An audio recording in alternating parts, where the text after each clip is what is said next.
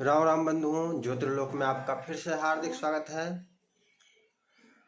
रस भागवत रस है, फल है। निगम कल्प तरोड़ गलितम फलम सुख मुखादमृत द्रव संयुतम। बहुत ऐसा बताया जाता है कि रस लो। इस रस में एक बड़ी त्रुटि भी की जाती है। हम रस का विरोध नहीं कर रहे हैं कि इस पर प्रश्न चिन्ह हम नहीं लगा रहे हैं कि रस नहीं है। यदि आपके मन में यह भाव आए कि मैं इस विषय पर प्रश्न चिन्ह लगा रहा हूं, ऐसा नहीं है। यह है, भागवत फल है और अमृत सुखमुख से निःसृत होने के कारण अमृत युत भी है। गुठली छिलका नहीं है, अपडेट हो गया, जूस कहिए। पिबत भागवतम रसमालयम रसम आलयम, रस का आलय है। ठीक है, आगे सोचिए। अब यहां तक तो ठीक ही है। आपको फल चाहिए, तो क्या फल का तात्पर्य यह है कि वृक्ष के बिना फल होगा? प्रश्न यह है, फल के लिए वृक्ष चाहिए अथवा नहीं चाहिए? जब ये हमारा विषय जो है यह है कि जब आप रामायण कथा कह रहे होते हैं, भागवत की कथा कह रहे होते हैं, तो आप रस है, फल है इत्यादि कहते कहते आप वृक्ष को निरुपयोगी सिद्ध कर देते हैं। जो भी बड़े से बड़े वक्ता वृक्ष की उपयोगिता को ही समाप्त कर देते हैं। वृक्ष का कोई महत्व नहीं है, भागवत रस है, रस लो। रामायण रस है, इसमें रस लो। या और भी जो कथा है, ऐसा नहीं कि मात्र भागवत को ही हम रस कहें और देवी भागवत को हम नीरस कह दें। क्या देवी भागवत नीरस है? क्या शिव पुराण नीरस है? वो रस नहीं है। राधे राधे। सभी में रस है।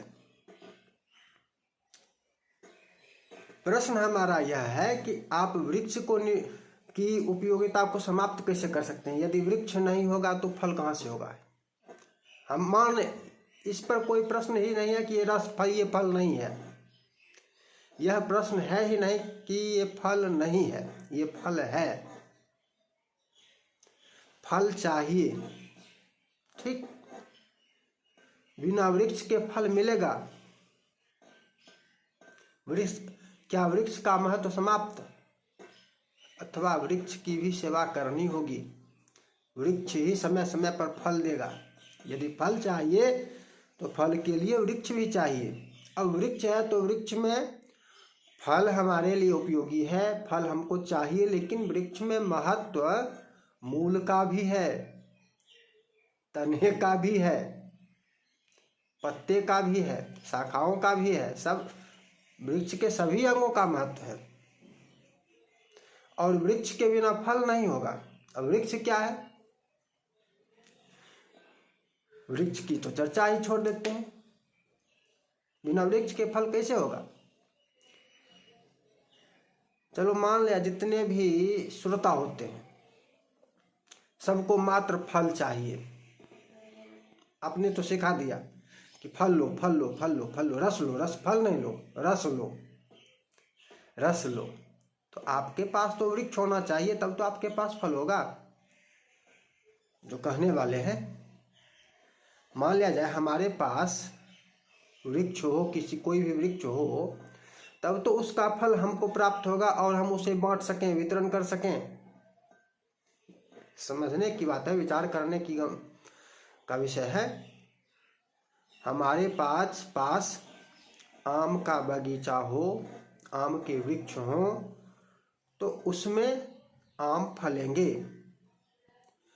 अब उस आम के फलों से हम रस निकाल कर वितरण कर सकते हैं, लोगों को बांट सकते हैं। यदि हमारे पास वृक्ष ही नहीं है,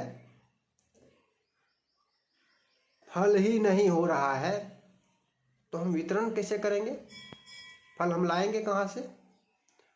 ये मार्केट से लाने की बात, अब आप कहेंगे कि मार्केट से ले लेते हैं खरीद कर। अरे वो मार्केट में कहाँ से आया है? वो भी वृक्ष से ही आया है ना। समझने का विषय है, ये नहीं कि आप ये कुतर्क होगा कि बाजार से खरीद लेंगे, खरीद कर बांट सकते हैं, ये कुतर्क होगा। बाजार में कहाँ से आया है? बाजार में भी वृक्ष से ही आया है। तो जो लोग रस है, फल है, फल है, फल है, रस ले लो, रस ले लो, रस ले लो, उनके पास वृक्ष होना चाहिए। वृक्ष क्या? वेद ज्ञान, स्मृति ज्ञान, ये दो ज्ञान अनिवार्य होता है। मात्र भागवत के 200-400 श्लोक रट लेने से, रामायण के या अन्य पुराणों के 1000-2000 श्लोक भी कह दें, हो सकता है 1000-2000 श्लोक रटा जा सकता है, तो वो वृक्ष नहीं होगा, उसके पास वृक्ष की सिद्धि नहीं होगी। व्याख्या कर दे, बहुत अच्छी व्याख्या करे। वृक्ष नहीं है, इसीलिए वृक्ष की अनुपयोगिता सिद्ध करता है। मात्र फल लो, फल लो, फल लो, ये कभी कोई विचार ही नहीं करता कि फल आएगा कहाँ से। फल वृक्ष से ही आएगा। श्रुति, स्मृति, सूत्र ग्रंथ, अन्य पुराण, तो भागवत कह रहे तो पुराण की कथा कह रहे हैं, एक भी पुराण है तो चलिए पुराण तो ले रहे हैं, लेकिन श्रुति स्मृति को कहाँ छोड़ दिए? गृह सूत्र ग्रंथों को कहाँ छोड़ दिए? उसका त्याग क्यों कर दिए? वृक्ष तो वही सब है। चलो आप बांट रहे हैं, हमने मान लिया आप रस बांट रहे हैं, फल, आपके पास फल है और आप रस बांट रहे हैं। फल आपको आया कहाँ से? यदि आपके पास वृक्ष ही नहीं है तो फल आया कहाँ से? प्रश्न यह है, सभी कथा वक्ताओं से है। आपके पास वृक्ष है, क्या आपने वृक्ष लगाया था? आपने वृक्ष नहीं लगाया है तो आपके पास फल नहीं है, और फल नहीं है तो आप रस बांट कैसे रहे हैं? किस प्रमाण से, किस आधार से, कैसे बांट रहे हैं जब आपके पास फल है ही नहीं? सबको सोचना होगा। वर्तमान समय में जो देखा जा रहा है, छोटी छोटी बातें किसी को ज्ञात नहीं है, छोटी छोटी बातें, और राष्ट्रीय स्तर पर प्रसिद्ध हो गए हैं, और छोटी छोटी बातों को भी नहीं जानते हैं, नहीं समझते हैं। गृहस्थ है, आप देखते होंगे इतने इतने बाल, बड़े बाल। गृहस्थ को इतने बड़े बाल कैसे होंगे? प्रश्न यह है। इतने बड़े लंबे बाल होने के लिए 3 साल का तो समय कम से कम चाहिए। 3 साल का समय चाहिए, तो 3 साल में क्या कभी अशौच एक बार भी नहीं हुआ? बताइए, प्रश्न का उत्तर दीजिए। कहेंगे कि ब्रह्मचर्य आश्रम से जब गृहस्थाश्रम में प्रवेश किए तो गुरुकुल से आए थे, ब्रह्मचारी बने थे, और ब्रह्मचर्य काल में ही हमारे बाल इतने बड़े थे। उस समय समावर्तन होता है महाशय, समावर्तन में वहां पर मुंडन हो जाता है, वो बाल नहीं रहता है। गृहस्थाश्रम में प्रवेश करते समय वो बाल आपके जो ब्रह्मचर्य आश्रम में इतने हो जाते हैं, वो रहते नहीं हैं, वो मुंडन होता है पुनः। इतना ज्ञान भी नहीं है यदि है तो फिर आप क्या, कौन सा वृक्ष आपके पास है ज्ञात नहीं। स्वयं आत्ममंथन कीजिए, आपके पास कौन सा वृक्ष है और कौन सा फल आप बांट रहे हैं। वृक्ष की अनुपयोगिता नहीं हो सकती है। यदि फल चाहिए तो फल के लिए भी वृक्ष आवश्यक है। वृक्ष से ही फल की प्राप्ति होगी, बिना वृक्ष के फल नहीं मिलेगा। फल ये हो सकता है कि सबको फल चाहिए लेकिन सभी वृक्ष नहीं लगाएंगे। वृक्ष कुछ लोग ही लगाएंगे, कुछ लोगों के पास ही फल आएगा जो वितरण बांट दें अथवा बाजार में दें, बाजार से दूसरे लोग खरीद लें। लेकिन कहीं ना कहीं वृक्ष चाहिए, तो इन वक्ताओं के पास वृक्ष क्यों नहीं है? और यदि वृक्ष नहीं है तो ये कौन सा फल बांट रहे हैं? प्रश्न यह है। ये प्रश्न नहीं है कि भागवत फल नहीं है, ऐसा कोई प्रश्न चिन्ह नहीं है। हमारी चर्चा का विषय जो था यही था कि ये लोग जो बांट रहे हैं, कौन सा फल बांट रहे हैं? इनके पास कौन सा फल है? भागवत फल है, ठीक है, लेकिन वृक्ष कहाँ है इसका आपके पास? आप यदि बांट रहे हैं कैसे? देखिए, वो कह सुख मुखादमृत द्रव संयुतम, सुखदेव ने बांटा था, ठीक, उनके पास वृक्ष था, उनके पास वृक्ष था, तभी तो परीक्षित महाराज को कहे कि हे परीक्षित, चिंता मत करो, तक्षक के बाप का इतना पावर नहीं है कि वो यहाँ आकर तुमको डस ले। वृक्ष था, वृक्ष होना चाहिए। बिना वृक्ष के फल आप कैसे बांट रहे हैं? आप अपने अपने वृक्षों को ढूंढिए, आपके पास वृक्ष कहाँ है? आप लोग, ये लोग वृक्ष को अनुपयोगी सिद्ध करते रहते हैं कि और कुछ मत करो, बस यार इतना इतना इतना इतना इतना। ऐसा नहीं है। और कुछ मत करो क्या? संस्कारों का त्याग कर दें, उपनयन संस्कार छोड़ दें, मुंडन संस्कार छोड़ दें, विवाह संस्कार छोड़ दें, और कुछ नहीं करोगे क्या? वृक्ष का क्या मतलब है? फल लो, मात्र फल लो, तो क्या और सब कुछ छोड़ दें? ऐसा हो सकता है?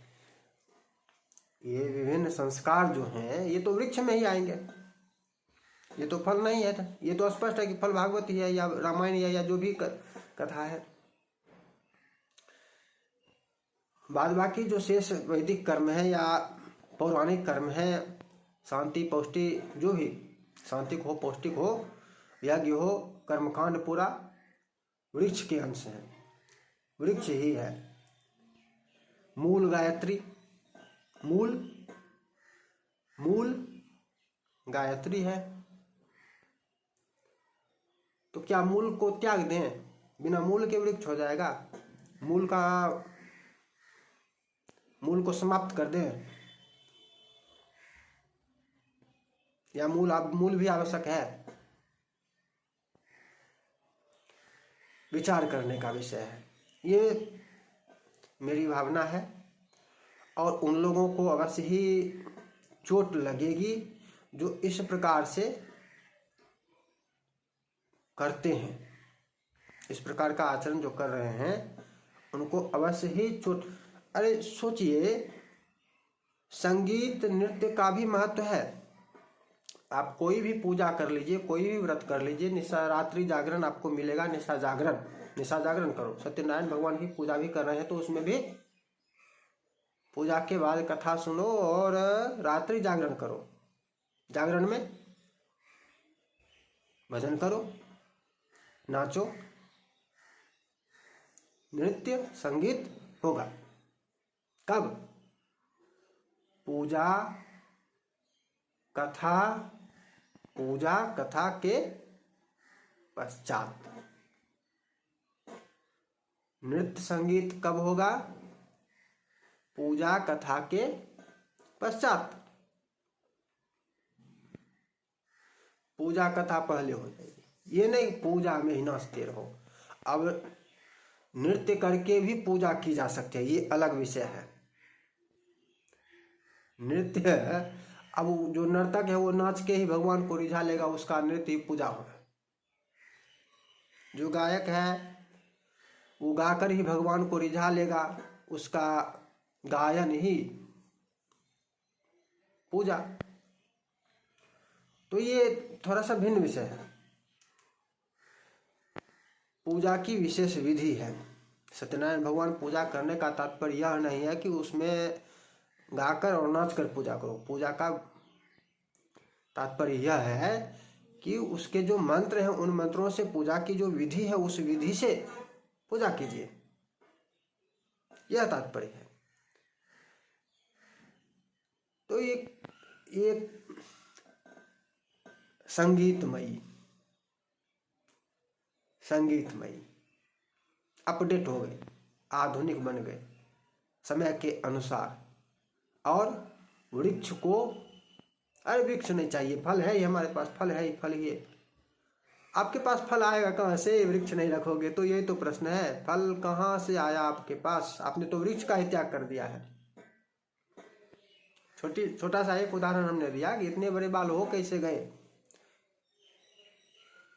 गृहस्थ का इतना बड़ा बाल कैसे हो सकता है? नहीं हो सकता है।